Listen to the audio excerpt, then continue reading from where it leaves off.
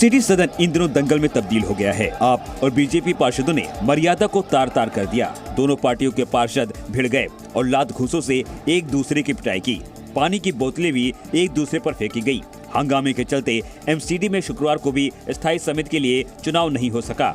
दिल्ली की नई मेयर शैली ओबराय दल बल के साथ बीजेपी पार्षदों की शिकायत करने थाने पहुंची और पुलिस सुरक्षा की मांग की। मैंने एसएचओ सर को रिक्वेस्ट करी है कि जितने भी बीजेपी के काउंसलर्स हैं, स्पेशली ये जो 3 नाम मैंने आपके सामने लिए, उनके खिलाफ एफआईआर दर्ज करें और साथ ही मुझे पुलिस प्रोटेक्शन प्रोवाइड करें, क्योंकि मैं अब खुद को सेफ नहीं समझ पा रही हूँ। देखिए पूरा ग्रुप था, 3 तो मुझे बिल्कुल साफ साफ दिख रहे हैं, बाकी वीडियो फुटेज में सबकी फोटो आ रही है। आप उस वीडियो से सारे बीजेपी काउंसलर्स को देख सकते हैं। आप पार्षदों के खिलाफ बीजेपी पार्षद भी पुलिस स्टेशन पहुंचे और अपनी शिकायत दर्ज कराई। उनके पार्षदों ने दूसरे गेट से वो बाहर निकले थे लेके पूरे बॉक्स को लेके, तब वहाँ पे ये हाथापाई हुई है और उनके पार्षदों ने कोई नुकीली चीज मुझे ये मारी और मेरे 1-2 पार्षदों को तो उनके यहाँ पे तेज हथियार से ये मारा। उसके बाद उनके पार्षद भीड़ के अंदर महिलाओं के साथ अभद्र व्यवहार, गलत टचिंग तक कर देते हैं, जो आज मैंने महसूस की है। मध्य प्रदेश के सीधी में एक दिल दहलाने वाला सड़क हादसा हुआ है, जिसमें 13 लोगों की मौत हो गई जबकि कई लोग घायल हैं। तुर्की और सीरिया में विनाशकारी भूकंप ने भारी तबाही मचाई, हजारों लोग मारे गए। लेकिन अब उत्तराखंड में भी तुर्की जैसी आपदा आने की चेतावनी ने लोगों की नींद उड़ा दी है। बताया जा रहा है कि उत्तराखंड क्षेत्र में सतह के अवैध कब्जे के खिलाफ योगी सरकार का एक्शन लगातार जारी है। अब राम की नगरी अयोध्या में अतिक्रमण पर बुलडोजर की कार्रवाई हुई है। अयोध्या के कैंट इलाके में एक अवैध निर्माण को हटाने के लिए विकास प्राधिकरण की टीम पूरे लाव लश्कर के साथ पहुंची। इसके बाद अवैध निर्माण पर प्रशासन का बुलडोजर चलना शुरू हुआ। इस दौरान उस इमारत को गिराया गया। इमारत के जिस हिस्से तक बुलडोजर नहीं पहुंच सका, वहां हथौड़े चलने शुरू हुए। छत पर चढ़े मजदूरों ने अवैध निर्माण को गिराने के लिए हथौड़े चलाने शुरू कर दिए। इससे पहले प्रशासन की टीम ने उस बिल्डिंग को खाली करा लिया, जिसको अवैध तरीके से बनाया गया था। सड़क और नाले के बीच में बनाई गई थी।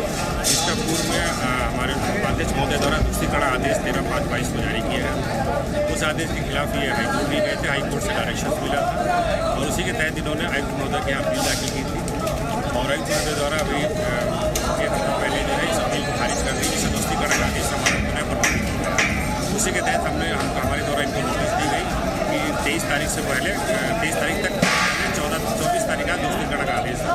उसी के तहत ये प्रभावी कार्रवाई की है। मैं यहाँ पे मुआयना करने आया था कि देखें कहाँ बिल्डिंग है, कैसे हमको करना है, आसपास कोई वैसी बिल्डिंग तो नहीं जिससे उसको नुकसान पहुँचे। तो जो प्रेम कुमार सोनी है, ये जो इसके मालिक है, जिनके खिलाफ दूसरी कड़ा आदेश है, उन्होंने हमारे साथ संबद्धता की। दरअसल बिल्डिंग के मालिक ने मुआयना करने गई प्रशासन की टीम से भी बदसलूकी की थी। इसके बाद पुलिस ने बिल्डिंग के मालिक के खिलाफ एफआईआर दर्ज की थी। अतिक्रमण हटाने के दौरान किसी भी विरोध को टालने के लिए भारी संख्या में पुलिस कर्मियों की भी तैनाती की गई थी।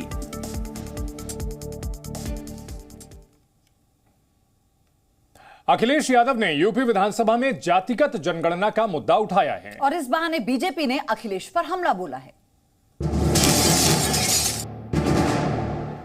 2024 लोकसभा चुनाव को लेकर यूपी में माहौल बनना शुरू हो गया है। समाजवादी पार्टी ने जातिगत जनगणना कराने की मांग कर दी है।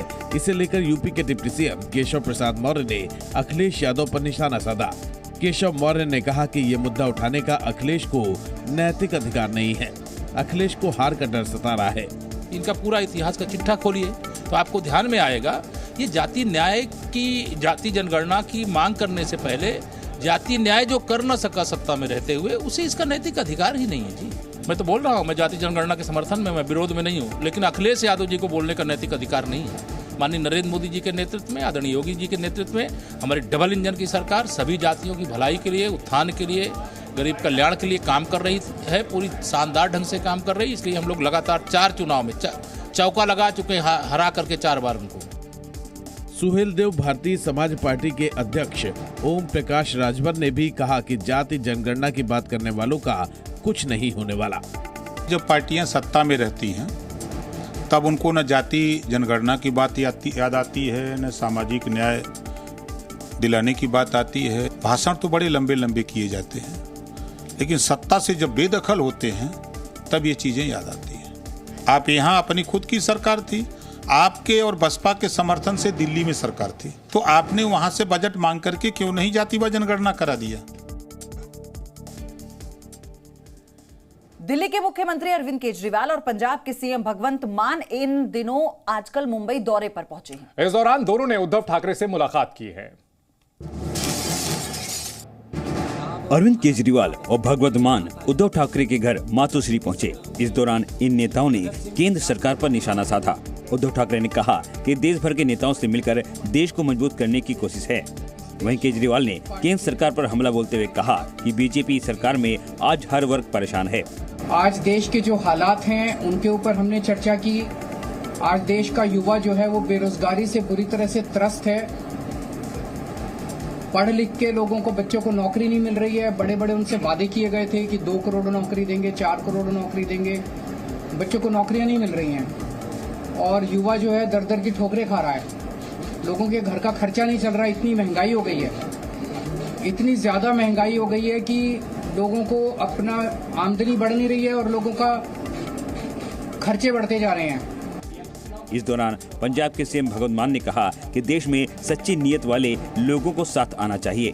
हमारा देश हर किस्म का मौसम है। हमारे पास मारूथल है, हमारे पास दरिया है, समुंदर है, कोल है, तेल है। बस सच्ची नीयत वाले लोग अगर इकट्ठे हो जाएं तो इस देश जैसा धरती पे कोई देश नहीं है। तो पूरे देश के 130 करोड़ लोगों का जो कल्याण कैसे हो, हर घर के चूल्हे को जो है वो आटा मिले, हर घर में आग जले, चूल्हे में रोजगार मिले। गृह मंत्री अमित शाह आज बिहार दौरे पर रहेंगे और इस दौरान वो 2 सभाओं को संबोधित भी करेंगे। बिहार में महागठबंधन आज बीजेपी के खिलाफ आवाज बुलंद करेगा, तो वहीं गृह मंत्री अमित शाह भी बिहार में विपक्षी पार्टियों के खिलाफ हुंकार भरेंगे। मिशन 2024 को भेजने की तैयारी में अमित शाह आज बिहार आ रहे हैं। अमित शाह पश्चिम चंपारण में जनसभा को संबोधित करेंगे। इसके अलावा वो स्वामी सहजानंद सरस्वती की जयंती पर आयोजित किसान मजदूर समागम में पहुंचेंगे। अमित शाह वाल्मीकि नगर लोकसभा क्षेत्र के लौरैया में पार्टी कार्यकर्ताओं के साथ बैठक कर लोगों को संबोधित करेंगे। बीजेपी के लिए वाल्मीकि नगर लोकसभा सीट काफी मायने रखता है।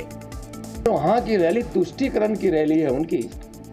वहाँ तुष्टीकरण की बात होगी, वहाँ किसी को अपमानित करने की बात होगी, किसी को सम्मानित करने की बात होगी, लेकिन यहाँ तो सबका साथ सबके विकास की बात है। 2024 ही है दोनों का। नहीं, देखिए, भारतीय जनता पार्टी के हमारे राष्ट्रीय नेता गण, चाहे वह माननीय मोदी जी के सरकार के वरिष्ठ मंत्री हों या संगठन के हमारे नेता हों, सालों भर उनका प्रवास का कार्यक्रम चलता है। गृह मंत्री अमित शाह के दौरे को लेकर सुरक्षा के पुख्ता इंतजाम किए गए हैं।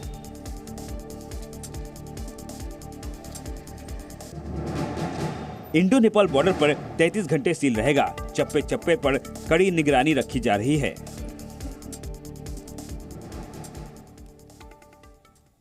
अपनी गिरफ्तारी और रिहाई के बाद कांग्रेस नेता पवन खेड़ा ने केंद्र सरकार पर जमकर हमला बोला है। खेड़ा ने कहा कि उन्हें कोई डरा नहीं सकता। कांग्रेस नेता पवन खेड़ा ने बीजेपी और केंद्र सरकार पर निशाना साधा है। आप जानते हैं, खेड़ा ने सरकार पर आरोप लगाते हुए कहा कि हमें कोई डरा नहीं सकता। देश इस समय गंभीर संकट से गुजर रहा है। अगर कोई देश को पटरी पर ला सकता है तो वो कांग्रेस पार्टी है। इस ऐतिहासिक महाधिवेशन की तरफ पूरे देश की नजर है, पूरे मीडिया की नजर है और पूरे विश्व की नजर है, क्योंकि सबको भरोसा कांग्रेस पार्टी पर है कि अगर इस देश की अर्थव्यवस्था को वापस पटरी पर कोई ला सकता है तो कांग्रेस पार्टी ला सकती है। और हम लोकतांत्रिक मूल्यों की रक्षा करने में पीछे नहीं हटेंगे, अर्थव्यवस्था को पटरी पर फिर से लाने में पीछे नहीं हटेंगे। हम अपनी जिम्मेदारी समझते हैं, ये एक ऐतिहासिक जिम्मेदारी है। कांग्रेस नेता पवन खेड़ा ने देश की सेना को वीर बताते हुए सरकार को निशाने पर लिया। न वॉर से हमारी देश की सेना भगोड़ी बनी, ना आज भी हमारी देश की सेना लड़ना जानती है, बहादुरी से लड़ सकती है। आज तो साजो सामान भी है, लेकिन सरकार में कायर लोग बैठे हैं। वीर सेना, कायर सरकार। पवन खेड़ा ने अडानी मुद्दे को लेकर भी केंद्र सरकार पर सवाल उठाए।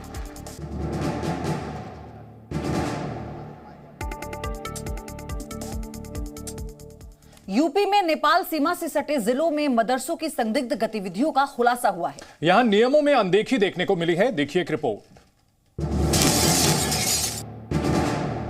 यूपी के महाराजगंज और सिद्धार्थनगर जिले में बिना मान्यता के 602 मदरसे चल रहे हैं। इनमें 15 मदरसों की गतिविधियां संदिग्ध हैं। सिद्धार्थनगर में सबसे अधिक मदरसे संचालित हैं। इन मदरसों में पढ़ने वाले छात्रों की संख्या के बारे में जानकारी जुटाई जा रही है। सिद्धार्थनगर में 528 मदरसे बिना मान्यता के मिले हैं, जबकि महाराजगंज में ऐसे मदरसों की संख्या 74 है। गोरखपुर में भी 179 मदरसे बिना मान्यता के संचालित मिले हैं। यूपी मदरसा शिक्षा बोर्ड ने भारत नेपाल की सीमा से सटे सिद्धार्थनगर, महाराजगंज, बलरामपुर, श्रावस्ती, बहराइच और लखीमपुर खीरी जिले के जिला अल्पसंख्यक कल्याण अधिकारी को पत्र भेजकर मदरसों की आय के सोर्स के बारे में जानकारी देने को कहा है। प्रदेश के अल्पसंख्यक कल्याण मंत्री दानिश आजाद ने कहा कि अवैध मदरसों पर कार्रवाई की जाएगी।